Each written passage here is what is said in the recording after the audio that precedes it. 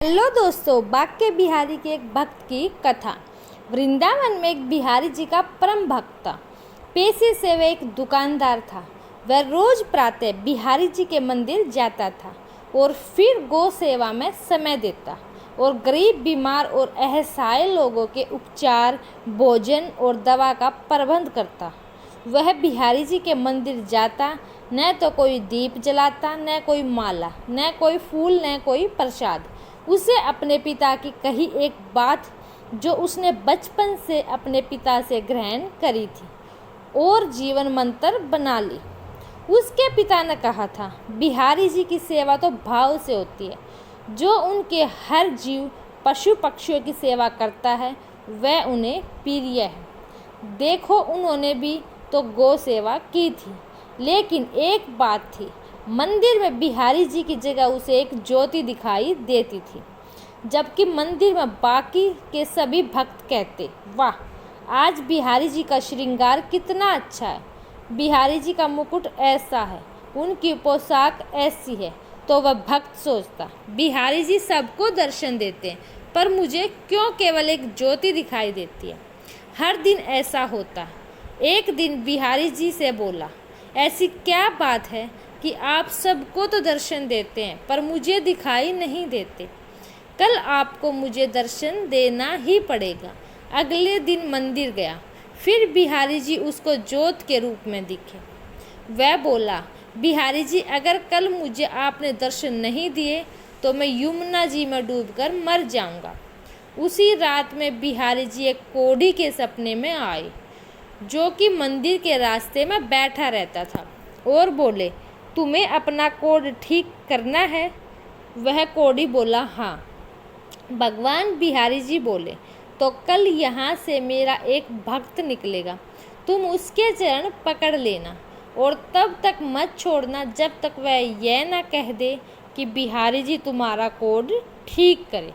कोढ़ी बोला, पर प्रभु, वो तो रोज बहुत से भक्त आते हैं वहाँ, तो मैं उन्हें पहचानूंगा कैसे।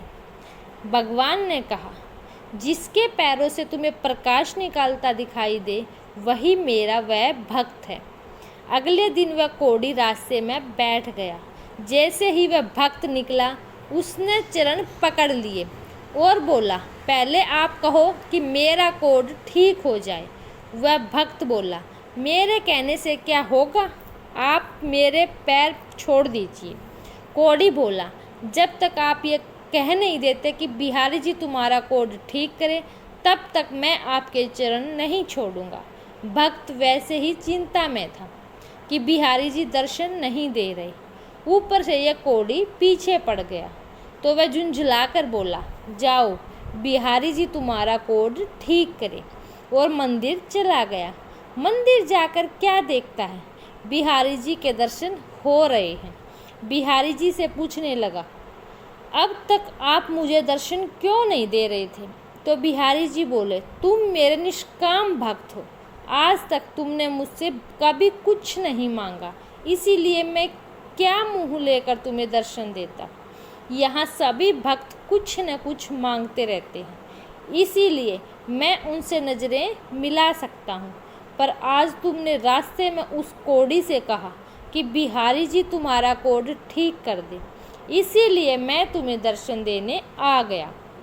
भक्तों, भगवान की निष्काम भक्ति ही करनी चाहिए।